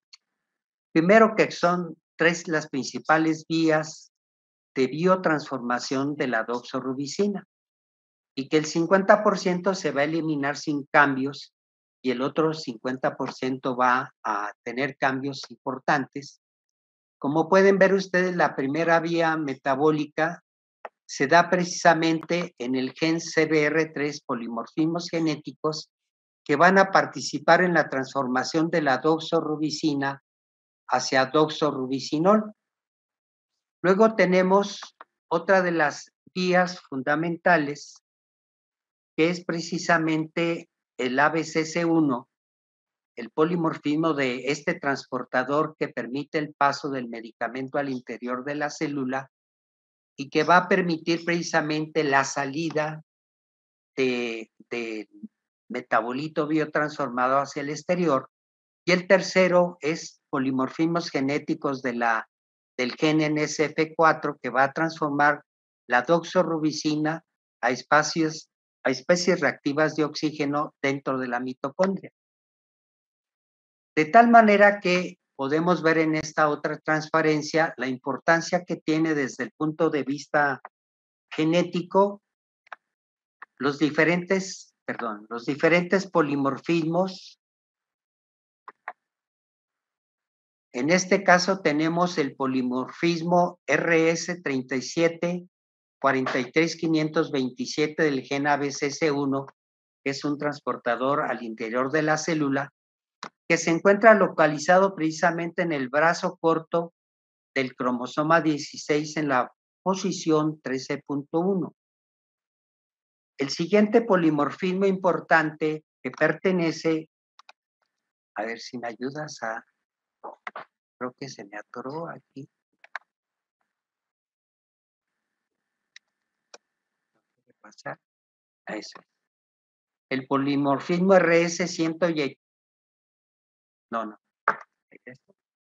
El polimorfismo RS188-3112 del gen NCF4, que va a codificar precisamente para la proteína factor citosólico 4 de neutrófilos y que participa de la ruta de la doxorubicina semiquinona en la formación de especies reactivas de oxígeno y que se encuentra localizado precisamente en el brazo largo del cromosoma 22 en la posición 13.1.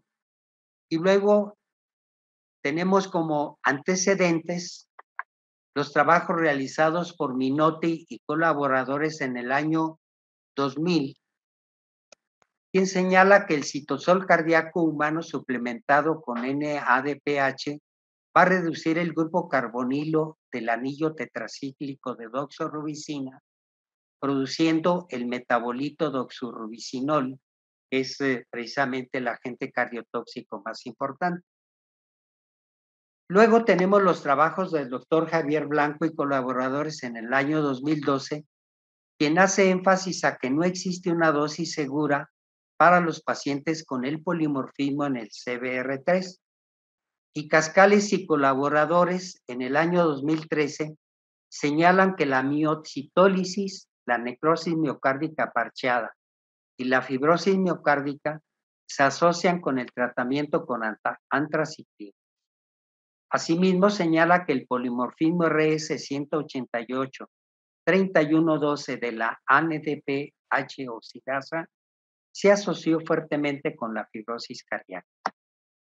De tal manera que la justificación de nuestro trabajo obedece a que no existen estudios realizados en México en virtud del alto uso de antracíclicos, no solo en leucemia, sino en otro tipo de cáncer, que consideren el papel que juegan precisamente los polimorfismos genéticos de los genes NCF4, CBR3 y ABCC1 sobre las reacciones adversas a doxorubicina en niños con leucemia linfoblástica aguda, razón por la cual consideramos necesaria su realización con el fin de mejorar la seguridad y la eficacia de las antraciclinas.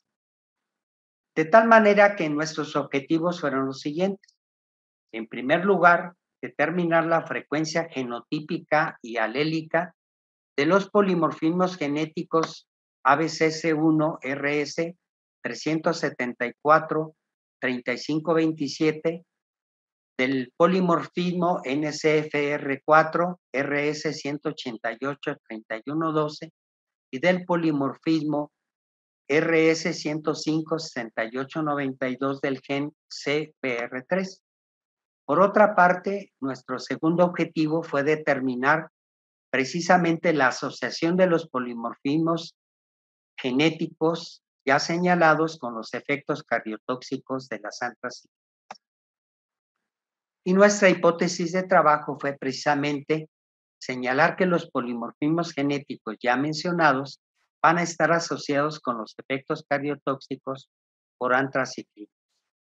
Nuestro universo de estudio fueron niños y niñas menores de 18 años de edad con diagnóstico de leucemia linfoblástica aguda que acudieron a los servicios de oncología y hematología del Centro Estatal de Cancerología aquí en Durango, y fue un estudio precisamente de casos y controles, habiendo considerado 67 casos que fueron niñas y niños, como había mencionado, menores de 18 años de edad, con diagnósticos de LLA bajo tratamiento, y 67 controles que fueron adolescentes y adultos jóvenes, por supuesto que no tenían leucemia y sin ningún tratamiento médico. Con respecto a los criterios de inclusión, consideramos pacientes de ambos sexos, de 18 años o menos, con diagnósticos de LLA, pacientes bajo tratamiento con antraciclinas y que hubieran dado la firma de consentimiento informado por parte de sus padres y, por supuesto, el consentimiento informado por parte de los pacientes.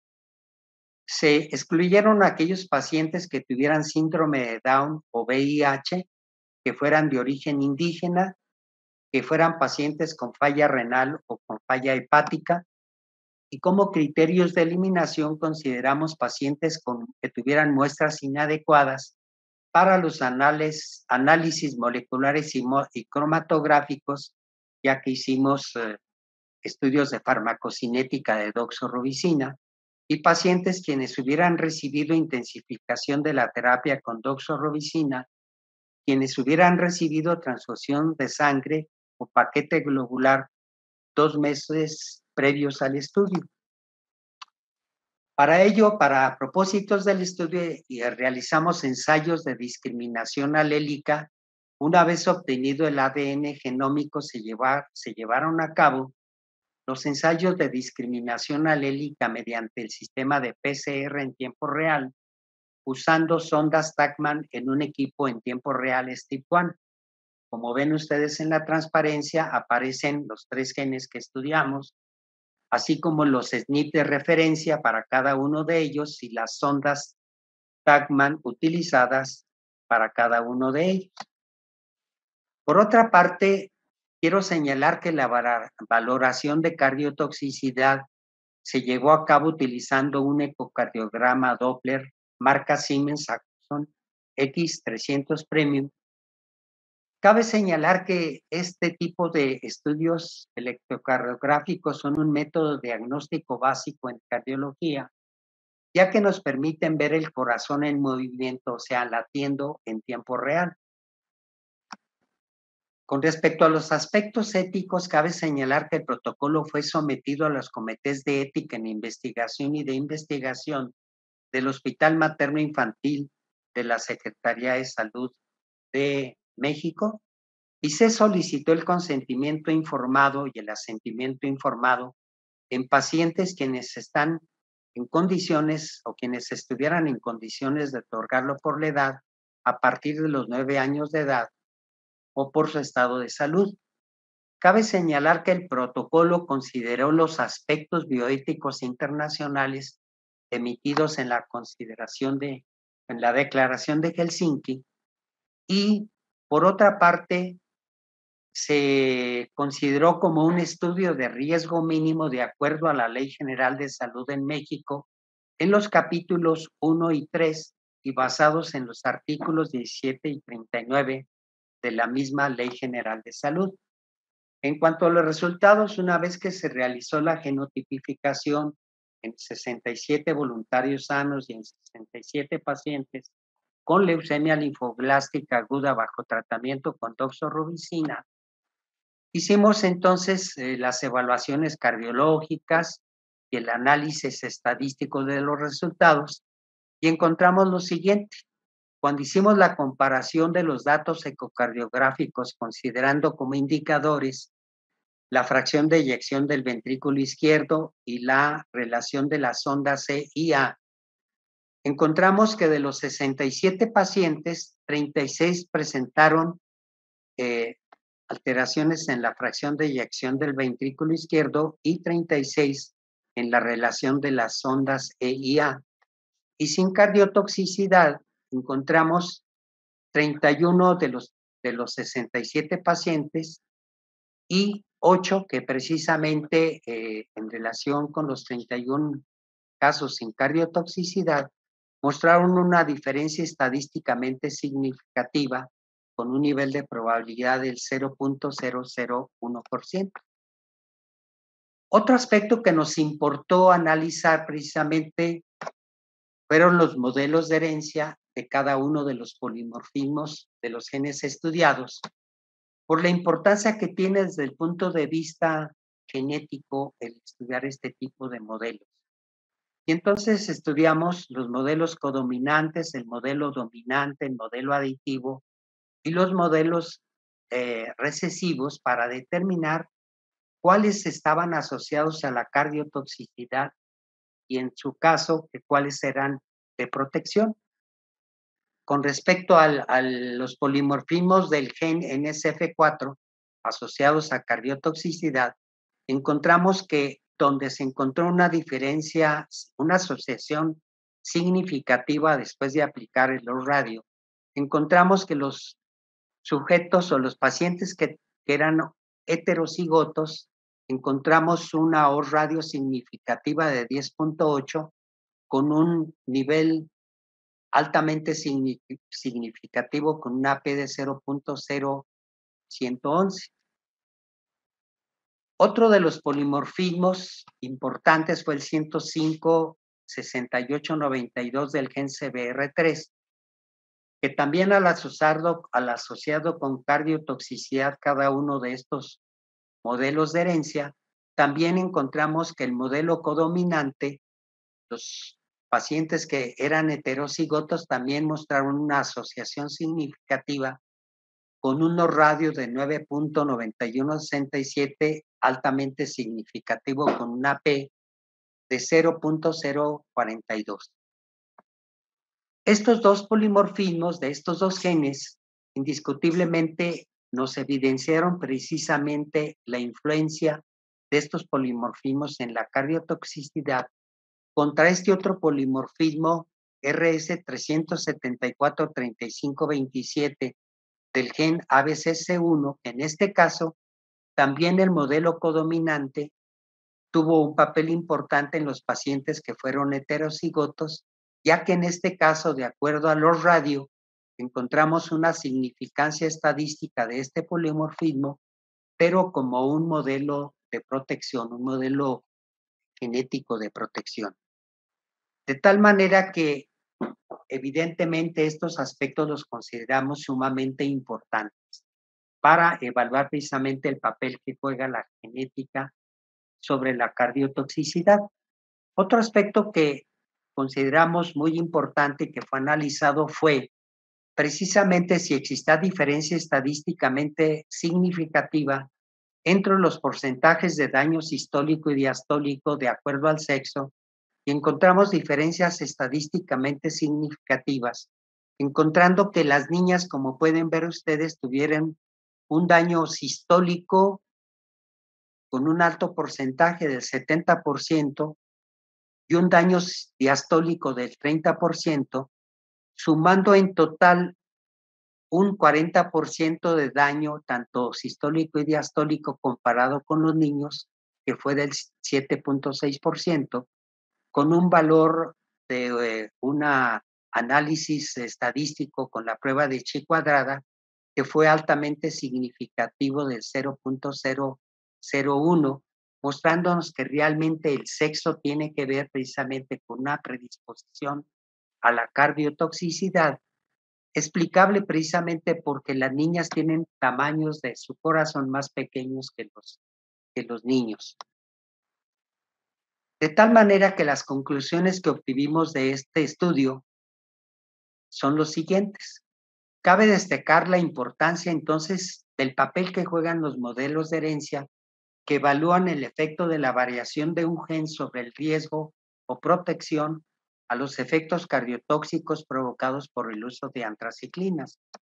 De tal manera que los resultados obtenidos evidencian a través de los modelos de herencia el impacto que tienen los polimorfismos RS188-3112 del gen NCF4 y el polimorfismo RS105-6892 del gen CBR3 sobre los efectos cardiotóxicos de doxorubicina.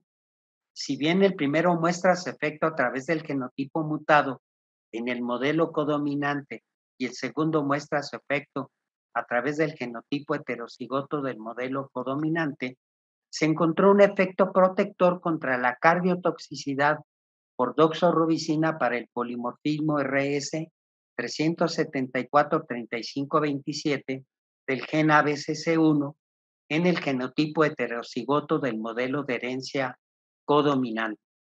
Finalmente, observamos que las mujeres tienen un mayor porcentaje de daño sistólico, considerando la fracción de eyección del ventrículo izquierdo como el valor que más impacto tiene para medir el daño, que está presente en el 70% de las mujeres, o sea, en este caso niñas. Finalmente, quiero mostrarles que estos trabajos, este trabajo en particular, se publicó precisamente en la revista Pharmacogenetics en Genomics y que el trabajo ha sido presentado en otros congresos, en el caso de un congreso europeo de controversias sobre leucemias en la Universidad de Florida y posteriormente en un congreso organizado por la Academia Europea de Pediatría. Quiero externar mi sincero agradecimiento a nuestro alumno de doctorado en Ciencias en Biotecnología, Alonso Gándara Mireles, quien a través de su proyecto de tesis doctoral precisamente obtuvimos estos resultados bajo la dirección de un servidor y la codirección de una gente que nos ha apoyado extraordinariamente, una gente que es un extraordinario médico latinoamericano de origen argentino y de quien hemos recibido un gran apoyo para las líneas de investigación que estamos realizando en Durango.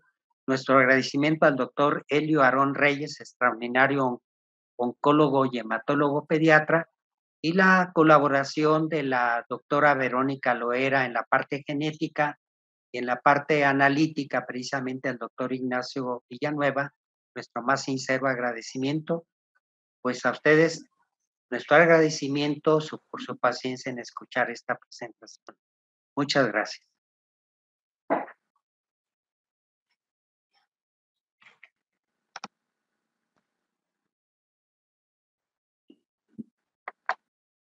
Bien, muchísimas gracias, doctor Lares, por su presentación. Por lo que veo, tenemos unos minutos aún para hacer preguntas. Hay unas preguntas colgadas en la interfase del Congreso. Voy a empezar a leer algunas. Hay algunas que son muy grandes, otras son más cortas. Por ejemplo, la última de las preguntas empieza haciendo una valoración por el tema de costos. Dice, si bien la medicina personalizada coadyuvaría a los pacientes, ¿es económicamente posible? No sé a quién podríamos dejar que conteste. Quizás todos lo pueden hacer, nos ponemos en orden y alguno va diciendo su opinión en algún orden. Quiñones, Redal. Sí, yo puedo iniciar, si les parece, producto de una reciente presentación precisamente en la Universidad de Buenos Aires con Mariana, que mostramos algunos aspectos relacionados con la costo-efectividad. En esencia, la mayoría de los estudios realizados en Europa, esencialmente, muestran costo-efectividad y costo-ahorro de algunos análisis farmacogenéticos. No todos, esencialmente, porque muchas veces algunos no tienen una relación tan directa con la dosificación, por ejemplo, algunas variantes, y en algunos otros casos es porque la metodología de análisis es de costo elevado y no se alcanza a ser costo efectiva. Pero los análisis que son bien dirigidos, que son con pocos SNPs y que tienen alta relación con un efecto adverso o con un problema médico, se han demostrado una alta efectividad. Alrededor del 75% de los estudios farmacogenómicos en un análisis, en una revisión sistemática que se hizo, mostró ser costo efectivo. No sé si alguien quiere hacer alguna apreciación respecto a experiencias. Sí, ¿se escucha, Patricia? Sí, perfecto. Bueno, que si bien es así como dice Luis Quiñones, en oncología específicamente, los marcadores tumorales, las mutaciones somáticas, sí, claramente son costo-beneficio porque el costo de un estudio farmacogenómico está muy por debajo de lo que sale una sola dosis del fármaco. Así que sí, claramente es costo-beneficio y de hecho no se puede estar. La indicación es no dar una droga oncológica target dirigida cuando hay una indicación concreta de que una mutación puede producir efectos adversos o, por el contrario, que no va a responder a la medicación, como es el caso, por ejemplo, de mutaciones en los genes RAS y el cetuximab. Así que sí, en oncología está claramente indicado y es costo-beneficio. Tenemos otra pregunta que creo que va dirigida al doctor Lares. Sí, a ver si la encuentro. ¿La encontró? Que la vi. Que hablaba algo de la doxo. Los polimorfismos. ¿Estos polimorfismos influyen en la genotoxicidad de la doxorubicina? Los polimorfismos que usted estuvo planteando. Que se influyen en la toxicidad. Bueno, ya vimos que efectivamente tienen un papel importante en la cardiotoxicidad. En la genotoxicidad. En la genotoxicidad. Bueno, realmente tienen otros efectos colaterales los antracíclicos. No los estudiamos nosotros, pero evidentemente tienen otros efectos colaterales de genotoxicidad que no estudiamos. El propósito nuestro era precisamente porque a los médicos tratantes de los niños les preocupaba mucho la cardiotoxicidad. Por eso enfocamos el estudio específicamente a este efecto tóxico. Perfecto. Hay otra pregunta para el doctor Quiñones, y es que si los modelos que han desarrollado han sido útiles para disminuir efectos adversos en el tratamiento de cáncer testicular. Por ejemplo, si haya habido alguna acción correctiva, como cambiar el fármaco o la dosis o el tiempo de tratamiento, si eso se ha visto. Esa es una muy buena pregunta, porque nosotros no estamos en etapa de intervención. Nuestros estudios son esencialmente observacionales. Hemos planteado modelos que deben ser validados. En oncología llevamos con 3 modelos que requerimos el protocolo de validación, es decir, hacer la aplicación del modelo y hacer un cambio terapéutico de acuerdo a las características resultantes de ese modelo, ecuación o algoritmo. No lo hemos hecho en oncología. En otro ámbito, en cardiología, estamos ahora con un protocolo de validación, es decir, en una etapa más avanzada en lo que está preguntando precisamente el colega o el estudiante, en un hospital de aquí de Santiago, en el Hospital San Juan de Dios. En oncología todavía no hemos llegado a la etapa de validación, y en el mundo, el doctor Pir Mohamed, en Inglaterra, en Liverpool, está precisamente haciendo algo así, validación de un par de protocolos de ecuaciones predictoras de efecto adverso en población inglesa, que es lo único que sé al respecto.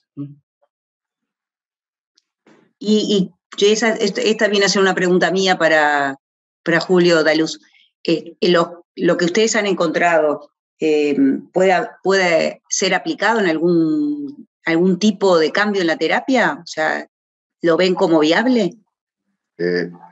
Sí, es más, en relación a la 6-mercaptopurina, sí se aplica y lo están aplicando.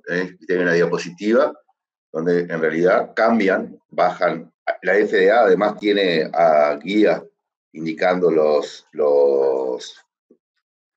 dosis recomendadas de acuerdo al genotipo, tanto para TPMT como para NUD15, y ya están utilizando y adecuando la dosis de acuerdo al genotipo. Con el metotrexato es un poco más complejo, porque los resultados nunca son en una sola dirección. Hay algunas cosas que te dan por un lado, otras para el otro. Incluso con esto último que estábamos viendo de los transportadores, nosotros la asociación que obtenemos con niveles de metotrexato elevados se da con una variante que supuestamente es de mayor actividad de ese transportador. O sea que, al contrario, sería que esperemos encontrar menos metotrexato en sangre. ¿Tá? Igual no somos los únicos que observamos eso, ¿no? Hay otros que... Pero es una cuestión a solucionar ahí para estar seguros de por dónde va la cosa. Sí. De cómo influye. Bueno, y acá hay una última pregunta que la voy a leer tal cual, porque son varias preguntas juntas, y dice así: en el mercado existe la posibilidad de adquirir kits comerciales desarrollados para poblaciones con frecuencias diferentes en los alelos de interés. Con la evidencia que han mostrado, ¿se debiera considerar el desarrollo de un panel farmacogenético para Latinoamérica? ¿Debería incorporar el análisis de la etnia? ¿Debieran integrarse los resultados genéticos con las variables clínicas que resultan relevantes para predecir de manera costo efectiva las respuestas de los pacientes en los diferentes contextos clínicos? Creo que algunas ya las hemos ido tratando, capaz que lo que falte de esa pregunta la completaríamos, ¿no? Doctor Quiñones, capaz que... Sí.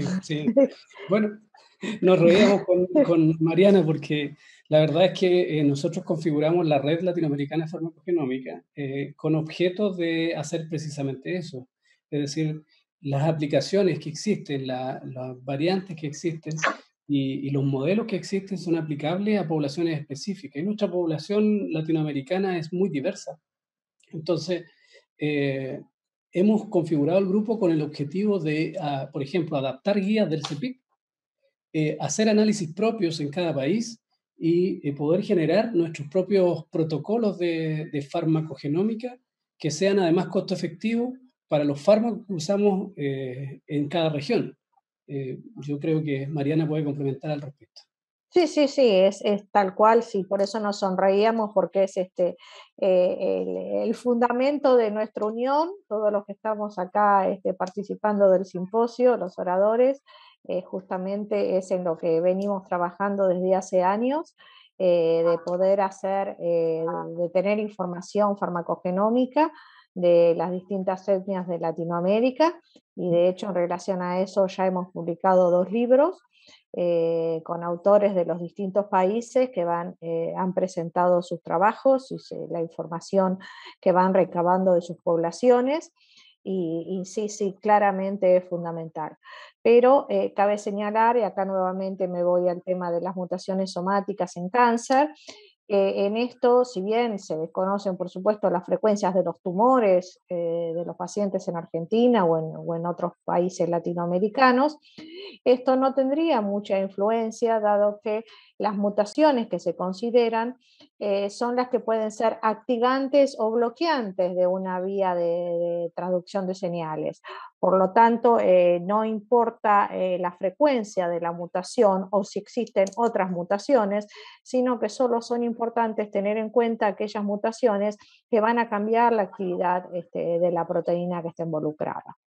Así que, bueno, nada, los invitamos a todos también a formar parte de nuestra Sociedad Latinoamericana de Farmacogenómica, que tienen ahí el link en mi presentación, y bueno, y a colaborar cada uno desde su lugar de trabajo, desde su país, a aportar datos a la red para poder llegar a nuestro objetivo, que es publicar las guías farmacogenómicas para Latinoamérica. Puedo, solamente un detalle, quería comentar que además de hacer un panel farmacogenómico para América Latina, yo creo que lo primero que tengo que hacer es investigar qué es lo que tenemos en Latinoamérica, digamos. Porque Uruguay no es lo mismo que Chile, que Argentina, que Perú. Las conformaciones de la población son distintas, puede haber distintas frecuencias y además interacciones entre distintas variantes que no estaban previstas previamente o que no están en otras poblaciones, ¿sí? Entonces, lo primero debemos investigar y sí, adecuarnos a eso. Doctor Lares, quería agregar algo. Sí. Mira, precisamente la importancia de iniciar estudios de farmacogenética en el área clínica en México, se inició primeramente estudios de farmacogenética poblacional, dado que México es un país multiétnico. Tenemos 64 grupos amerindios diferentes, tenemos población mestiza y tenemos población caucásica.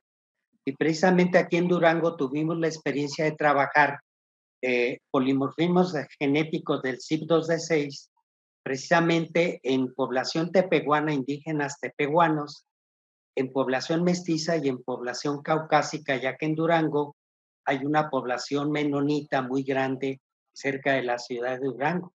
Y encontramos diferencias farmacogenéticas muy importantes, muy diferentes, dependiendo de la etnia, y la expresión fenotípica era diferente entre los tepehuanos, entre los mestizos y entre los caucásicos.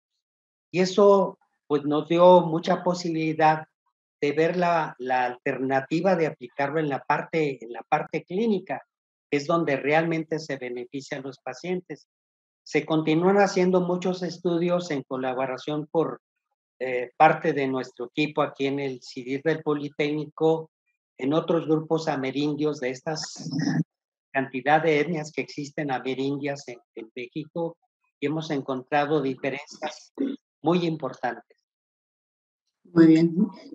Bueno, habiendo logrado los objetivos de la mesa y habiendo alcanzado el tiempo que nos permiten y nos han brindado en el Congreso, les agradezco a todos los que participaron activamente, los que están escuchando, y los invito a participar en la sociedad, a hacer las investigaciones correspondientes, los convenios. Hay entre los mensajes hay personas que quieren colaborar, entonces que se refieran a los investigadores que tienen interés, y seguimos en esto y nos encontramos en Buenos Aires dentro de unos días.